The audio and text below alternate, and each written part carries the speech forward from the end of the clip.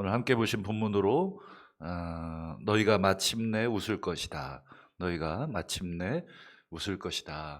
어제 새벽에는 누가 마지막에 웃을 것인가 이 제목으로 재판에 대한 이미지, 재판 이미지로 예수님께서 설명을 해주셨고, 오늘은 너희가 마침내 웃을 것이다. 오늘은 어떤 이미지로 설명을 하시냐면 이 출산의 이미지로 이 설명을 하십니다. 오늘 뭐 굉장히 뭐 선문답 같은 그런 이야기들이 계속 이어지는데 핵심은 간단합니다. 오늘 12절을 보시면 마치 시집 보내는 딸에게 엄마가 내가 해줄 말이 너무 많은데 차차 결혼 생활하면서 하자, 뭐 이렇게 말하는 것처럼 지금 이렇게 얘기하시죠. 내가 아직도 너희들에게 일러줄 것이 많다. 그러나 지금은 너희가 감당하지 못할 것이다. 그렇죠. 뭐 시집도 안 간 딸에게 야 시집 가면 이렇고 저렇고, 이게 다 달나라 얘기이잖아요. 직접 몸으로 실패도 해보고 경험도 해보고 이래야 그때 가장 필요한 이야기가 그때입니다. 예수님이 사실 세상을 떠나시기 전에 제자들을 향해서 많은 얘기들을 막 쏟아 놓으시긴 했죠. 그런데 이제 생각해 보니까 야 지금 이거 다 얘기해 봤자 너희들이 기억도 못하고 또 감당도 못하고, 그래서 차차 그러면서 하시는 말씀이 13절 14절입니다. 진리의 성령님이 오실 것이다. 내가 가도 괜찮다. 성령이 오시면 너희를 진리 가운데로 또는 진리로 인도하실 것이다. 그러면서 두 가지를 얘기하십니다. 첫 번째가 뭐냐면 장래일. 성령이 장래의 일을 얘기해 줄, 앞으로 일어날 일. 이거는 뭐 우리 앞으로 내가 무슨 직업을 갖고 앞으로 누구랑 결혼하고, 여러분 성령 하나님을 그 정도 무당 취급하시지 않으셨으면 좋겠어요. 우리가 늘 이 샤머니즘 신앙과 기독교 신앙을 이렇게 혼돈해서 성령이 뭐 장래일을 말씀하신다 그러니까 막 기도하면 우리 아이의 또는 내 미래에 어떤 되어질 일들을 보여주시고, 물론 그러실 수도 있어요. 근데 성령은 더 큰 장래의 일들을 이제 준비하시고 보여주시는 분이시잖아요. 그러니까 장래일이 뭐냐? 두 번째가 그분이 내 영광을 드러내실 것이다. 내 영광. 근데 예수님의 영광이 뭐냐? 이것도 우리의 영광하고 혼동하시면 안 됩니다. 우리의 영광은 뭐 취업의 영광, 승진의 영광, 출세의 영광, 명예의 영광, 이런 거잖아요. 근데 예수님의 영광은 그런 거하고는 차원이 다르죠. 좌우간 지금 해줄 말이 많지만 너희가 지금 감당하지 못할 것인데 성령이 오시면 진리 가운데로 너희를 인도하시되 두 개를 얘기하실 것이다. 장래일과 그리고 예수님의 그 영광을 나타내 주실 것이다. 그러면 이제 우리의 마음속에는 이게 도대체 무슨 뜻일까? 그 장래가 어떤 장래고, 그리고 그 영광이 어떤 영광이고, 그 장래는 어떻게 오고, 그 영광은 어떻게 우리에게 주어질 것이냐. 이게 자연스러운 질문입니다. 예를 들어서 부모님이 아빠가 이따가 나갈 때 뭐 사올게. 그러면 아이의 입장에서 뭐 사올 건데? 이렇게 물어보는 게 지극히 자연스러운 것처럼 장래일 무슨 일입니까? 영광 어떤 영광입니까? 이렇게 물어보게 되죠. 그리고 이제 중간에 몇 마디 이렇게 주고받고 하는 말은 이제 핵심은 아니고 넘어가고, 오늘 진짜 핵심을 먼저 보는데 21절을 보실까요? 여자가 해산하게 되면 근심한다, 이렇게 돼 있잖아요. 갑자기 예수님이 이 여인의 이 출산, 해산에 대한 이야기를 합니다. 그러니까 이게 일상에서 경험할 수 있는 이야기잖아요. 지금이야 뭐 병원 가서 이렇게 이제 엄마 혼자 아이를 낳고 오지만 고대 사회에는 온 가족이 다 그 출산을 지켜봤죠. 첫째는 뭐 혼자 태어나야 되니까. 그러면 둘째, 셋째는 첫째, 둘째가 함께 지켜보고 또 엄마, 아빠, 할아버지, 또 친척들, 또 산파들이 이 온 가족이 방해해서 이 출산을 지켜봤기 때문에 그 출산이 어떤 것인지를 너무 잘 알고 있겠죠. 그래서 이 출산의 이미지를 가지고 지금 설명을 하십니다. 장래에 나타날 영광이 어떤 영광인지, 그리고 장래에 되어질 일이 어떤 일인지 이 출산을 가지고 이야기합니다. 그래서 한번 보시죠. 21절. 자, 여자가 해산을 하면 근심이 가득하죠. 왜냐하면 이 아이는 건강하게 태어날까, 또는 뭐 아프지는 않을까. 뭐 출산의 과정에서 고대 사회에는 사망률이 굉장히 높았죠. 왜냐하면 출혈이 많고 아주 위험한 일입니다. 지금이야 뭐 이제 의료 기술도 발전되고, 그래서 출산 중에 산모가 또는 아이가 사망하는 일은 많지 않지만, 고대 사회에는 산모도 그다음에 아이도 많이 죽었습니다. 그래서 이 고통이, 또 근심이, 두려움이 이 출산 전에 굉장히 큽니다.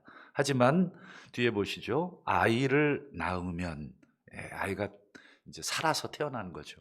그러면 세상에 사람 난 기쁨으로 말미암아 고통을 다시 기억하지 않는다. 여기서 핵심적인 단어를 여러분 꼽아 보시면 출산, 그다음에요 근심, 그다음에 기쁨, 그다음에 맨 마지막에 고통.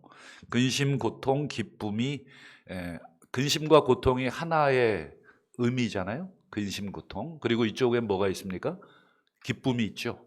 근데 이 근심과 고통이 기쁨으로 바뀌려면 뭐가 지나가야 돼요? 그렇죠. 아이가 태어나는 출산이 지나가면 근심과 고통이 기쁨으로 바뀐다. 그건 일상의 우리 출산의 경험에서 우리 알 수 있는 것입니다. 예수님이 지금 이 여자의 해산의 이야기를 해주시는 핵심이 무엇입니까? 새 생명이 출산하려면 고통이 수반된다. 하지만 새 생명이 태어나면 그 고통은 기쁨으로 바뀐다. 이 이야기를 이제 일상의 경험을 통해서 하고 싶은 것이 핵심입니다. 그러면 우리의 질문은 왜 이런 이야기를 하셨을까? 왜 이런 비유를, 이런 이미지를 사용하셨을까? 출산을 통해서 이쪽에는 고통, 이쪽에는 기쁨, 이 이야기를 하셨을까? 그냥 하실 일은 없죠. 예수님이 그냥 무턱대고 생각나는 거 아무거나 막 던져놓고 알아서 해석해, 이런 분은 아니시니까 예수님이 이 출산의 이미지를 통해서 고통이 이쪽에 있고 기쁨이 이쪽에 있다, 이 얘기를 하는 이유는 딱 한 가지죠. 지금 우리 어저께도 나누었습니다만, 제자들은 앞으로 어떤 고통을 받게 되냐면 출교, 죽음, 순교, 이런 고통을 당하게 될 것이다. 물론 21세기에 우리 대한민국은 그런 지금 더 이상의 순교가 막 없지만, 우리 6.25 때나 공산주의가 들어왔을 때, 그리고 일제 시대에 막 순교 많이 했죠. 우리 전주에도 순교자들 이 관련된 성지들이 많더라고요. 지금이야 뭐 그렇지 않지만 좌우간 지금도 이제 그런 일들이 전 세계적으로는 아마 있습니다. 최근에 파키스탄에서 한 교회 테러가 있었죠.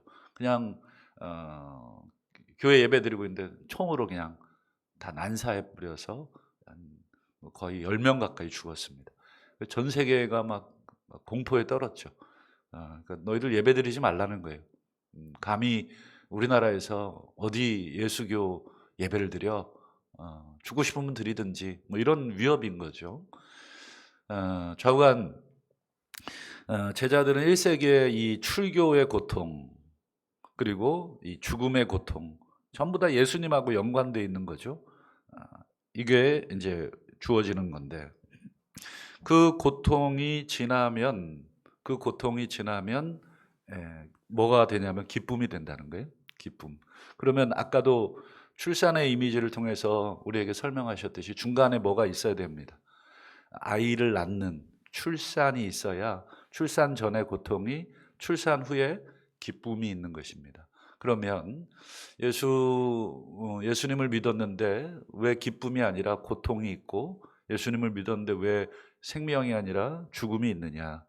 그러면 이 고통이 기쁨으로 넘어가려면 중간에 뭐가 있어야 되겠습니까? 이제 이게 핵심인 것입니다. 예수님의 말씀의 핵심. 그 부분을 이제 예수님이 이렇게 얘기합니다. 한 번 더 보죠. 20절 한번 보실까요? 너희는 곡하고 애통하겠으나 세상은 기뻐하리라. 세상과 너희는 굉장히 대조적인 거죠. 우리의 고통은 세상의 기쁨이다. 너의 슬픔은 나의 기쁨이고, 뭐 이런 식이죠. 어쨌든 세상과 너희는 상반된 그런 상태고, 그 다음 보세요. 이게 핵심입니다. 너희는 지금 근심하겠고, 그러나 너희의 근심이 이제 기쁨이 되리라. 계속 근심이 기쁨으로 바뀐다. 고통이 기쁨으로 바뀐다. 출산의 이야기도 해줘가면서 핵심적인 것은 너희가 지금 고통을 받을 것이고, 그리고 그 고통받을 때 너희들이 생각해야 될 것은 이 고통이 고통으로 끝나는 게 아니라 기쁨으로 바뀔 거다. 아이를 낳으면, 아이 낳기 직전에 그 고통, 정말 두 번 다시 아이를 낳고 싶지 않지만 아이가 세상에 태어나면 웃어주고, 그리고 아이의 그 아름답고 이쁜 모습 때문에 출산의 고통을 다 잊고 또 낳고 싶다고. 어쨌든 이 이미지를 통해서 한쪽에는 고통, 한쪽에는 기쁨, 계속 이 이야기를 하시는 이유가 있어요. 한 번만 이야기하지 않고 두 번 이야기합니다. 22절도 보세요. 너희가 지금은 근심하나 내가 다시 너희를 보리니 너희 마음이 기쁠 것이고 너희의 기쁨을 빼앗을 자가 없으리라. 근심, 기쁨이 또 반복이 되면서 대조가 되고 나오고 있죠. 예수님을 다시 보면 기쁠 것이다. 예수님을 제자들이 두 번 다시 보게 될 것입니다. 첫 번째는 부활할 때, 그리고 두 번째는 언제죠? 두 번째는 우리는 부활을 못 봤지만 제자들은 부활의 주님을 봤고 첫 번째 기쁨이 있었고요. 두 번째 기쁨은 뭐 너무 쉽잖아요. 재림 때죠. 재림 때 주님을 다시 볼 것입니다. 우리는 이제 부활의 기쁨은 못 봤지만 우리는 재림 때 주님을 배울 그 기쁨을 기다리는 사람들입니다. 어쨌든 근심이 기쁨으로 바뀐다는 말을 지금 두 번, 20절에 한 번, 22절에 한 번, 뭐 그 앞에 이제 출산의 이미지를 통해서도 한 번 계속. 자, 그러면 결론입니다. 예수님은 지금 제자들에게 왜 이 이야기, 고통이 있지만 기쁨이 있을 거다. 여인이 애 낳기 전에는 고통하지만 애 낳으면 기뻐한다. 그러면 이 비유에서 핵심은 아이를 낳는 이 뭐 새 생명이 태어나는 요게 핵심입니다. 그러면 예수님이 제자들에게 너희들의 고통은 기쁨으로 바뀔 건데, 그러면 제자들이 기다리는 새 생명은 무엇입니까? 이게 핵심입니다. 이게 뭘 그게 장래의 일이고 그게 예수님의 영광인데, 성령이 장래의 일과 예수의 영광을 보여주시고 알려주시는데, 우리 성도들이 기다리는 장래가 무엇입니까? 성도들이 바라보는 예수님이 가지고 오실 그 영광이 무엇입니까? 성경을 우리가 잘 읽어내면 그게 이제 보이게 되죠. 성경의 장래에 우리가 어떻게 될 것인지, 장래에 하나님이 어떤 일을 할 것인지, 그리고 예수님이 우리에게 가지고 오실 영광이 무엇인지, 그 부분을 마지막으로 이사야서와 요한계시록을 통해서 보겠습니다. 이사야서에 보면 하나님이 이런 얘기를 합니다. 보라, 내가 새 하늘과 새 땅을 창조하겠다. 창조라는 말을 여러분 오늘 출산의 이미지로 바꾸면 내가 새 하늘과 새 땅을 출산할 것이다. 이런 뜻입니다. 새 하늘과 새 땅을 만들 것이. 엄마의 뱃속에서 새로운 생명이 창조가 되는 것이거든요. 없던 뼈가 만들어지고 눈과 내장 기관들이 만들어지고 완전히 하나님적 하나님적 하나님이 창조하신 것처럼 그 여인들에게 주어진 출산의 고통이 있지만 또한 그 영광과 기쁨은 뭐냐면 생명을 창조한다는 그런 기쁨과 영광이 주어지는 것처럼 하나님이 옛 하늘과 첫 세상을 창조했지만 그 세상을 어떻게 하시냐면 새로운 하늘과 새로운 땅으로 다시 창조한다는 거예요. 이게 출산인데 아까 출산의 이미지를 통해서 우리가 알 수 있듯이 뒤에 앞에 고통이 있고 뒤에는 뭐가 있냐면 기쁨이 있겠죠. 이사야 65장 18절 보세요. 새로운 하늘과 새로운 땅이 잉태가 되고 출산이 되면 그 창조한 출산한 것으로 말미암아 영원히 기뻐하며 즐거워할지니라. 여기 보면 기쁨, 즐거움 이미지가 나오죠. 그러니까 새 하늘과 새 땅을 우리가 지금 고통 중에 기다리는 것이다. 지금 이 얘기를 하고 있는 것입니다. 이 이사야 65장의 뭐 예언이 장래일인데 이 장래일이 성취된 모습이 나와 있어요. 요한계시록 21장 1절 보시면 사도 요한이 직접 보죠. 새 하늘과 새 땅을 봅니다. 물론 환상 중에 봤지만 그 새 하늘과 새 땅을 목격을 하게 되죠. 그리고 처음 하늘과 처음 땅이 없어졌어요. 이 처음 하늘과 처음 땅이 없어졌는데 뭐도 없어졌냐면 바다도 없어져요. 바다가 없어졌다.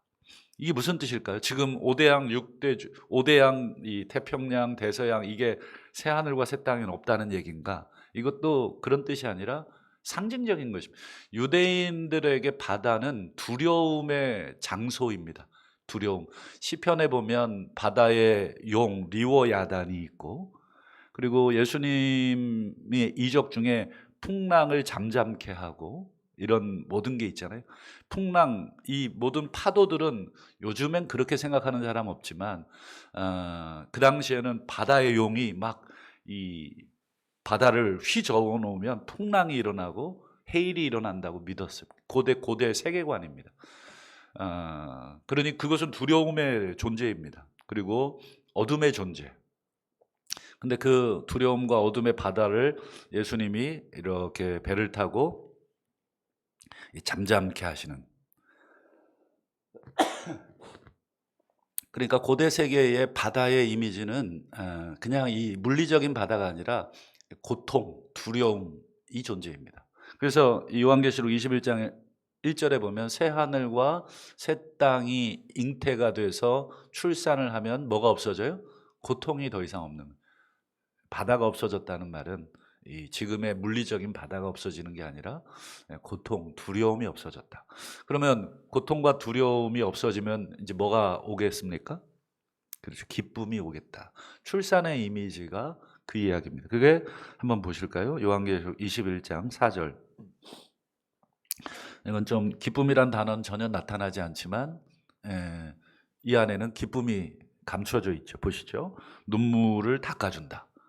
여러분 막 우는데 이제 눈물을 닦아주는 건 기쁨이죠. 그 다음에 사망이 없고 애통이 없고 곡하는 게 없고 아픈 게 없어요. 없다 이 부정적으로 표현됐지만 긍정적으로 바꾸면 기쁨이 있고 기쁨이 있고 기쁨이 있고 기쁨이 있다. 계속해서 기쁨이라는 단어가 드러나진 않지만 계속 어떻습니까? 새 하늘과 새 땅이 오면 바다는 없어지고 기쁨만 계속 철철 넘친다 하는 이미지를 보여주고 처음 것들은 다 지나갔다. 제자들이 고통받던 믿음으로 인해 순교하던 믿음을 지키기 위해서 그 고난받던 그 고통은 다 지나가고 이제 기쁨이 막 샘물처럼 온다. 오늘 예수님이 제자들에게 하시는 말씀의 요지는 이것입니다. 너희가 지금 내가 십자가 지는 고통이지만 내가 이 십자가를 져야 하나님이 말씀하신 새 하늘과 새 땅을 가지고 오는 그 기쁨을 너희들에게 줄 것이다. 그리고 너희들도 이 고난을 통과해야 새 하늘과 새 땅의 기쁨을 누리게 될 것이다. 사람들이 힘들 때 주로 뭐를 하냐면 뭐 여러 가지 행동을 하죠. 어떤 사람은 슬플 때 막 먹고 자버리는 사람도 있고. 근데 보통은 우리 사람들은 슬픔을 어떻게 이기냐면 노래로 이깁니다. 노래. 그래서 이 똑같은 말인데 그 말에다가 리듬을 붙이고 쉼표를 붙이고 또 템포를 조절하면 기쁨의 노래도 되고 슬픔의 노래도 됩니다. 빠르게 부르면 기쁨이 되지만 느리게 부르고 단조로 부르면 슬픔이 됩니다. 아주 독특하죠. 하나님이 우리에게 주신 아주 선물이 있다면 노래할 수 있다. 물론 짐승들도 노래라고 하면 노래겠지만 막 울부짖는, 그러나 인간만큼 이 정확한 노래를 할 수 있는 존재는 없죠. 이 요한계시록 21장에 우리가 봤는데 요한계시록에 보면 어떤 노래가 나오냐면 어린 양의 노래가 나와요. 성도들이 고통 중에서 막 신음하면서 뭘 불러요? 어린 양의 노래를 불러요. 우리는 어린 양을 따라가겠습니다. 우리는 어린 양을 찬양합니다. 죽임을 당하신 그 어린 양을 우리는 믿습니다. 그 고통 속에서 노래를 부르는 것입니다. 근데 누구 노래냐면 그 어린 양의 고통의 노래를 우리가 부르면서 지금 현재의 고통을 이겨내고, 마치 출산을 앞둔 여인이 그 출산의 고통을 잊기 위해서 이미 출산을 경험한 또 다른 우리 친정 엄마를 생각하면서 우리 친정 엄마는 나를 어떻게 낳으셨을까? 우리 3남매를 4남매를 어떻게 이렇게 낳으셨을까? 그분의 삶을 다시 한번 기억해 보면서 내가 아이를 낳아 보니까 앞선 우리 엄마나 할머니의 그 고통을 기억하고 알 수 있듯이 우리 성도들의 이 현재의 고난은 앞서가신 예수님의 그 고난을 우리가 기억하면서 그리고 노래하면서 이겨나갈 수 있는 것이다. 그래서 요한계시록에 보면 이 어린 양의 노래를 부르는 성도들의 모습이 나옵니다. 말씀을 맺겠습니다. 오늘 우리들도 새 하늘과 새 땅이 온전히 우리에게 출산되어서 내려올 때까지 우리는 고통 속에서 무엇을 불러야 하느냐? 바로 어린 양의 노래, 하나님을 향한 노래. 오늘 찬송가 410장의 1절에 내 마음에 한 노래 있어. 그래서 우리 성도들이 고통을 이겨낼 수 있는 가장 큰 무기 중에 하나는 기도, 말씀도 있지만 가장 강력한 무기 중에 하나는 바로 노래. 그래서 노래를 많이 부르시는 그런 삶이 되시고 오늘 하루도 우리 어린 양의 노래를 부르시면서 우리가 새 하늘과 새 땅이 우리에게 온전히 출산되어서 주어질 때까지 그 어린 양의 노래를 함께 부르면서 승리하시는 우리 모두가 되시기를 주님의 이름으로 축원합니다. 기도하겠습니다.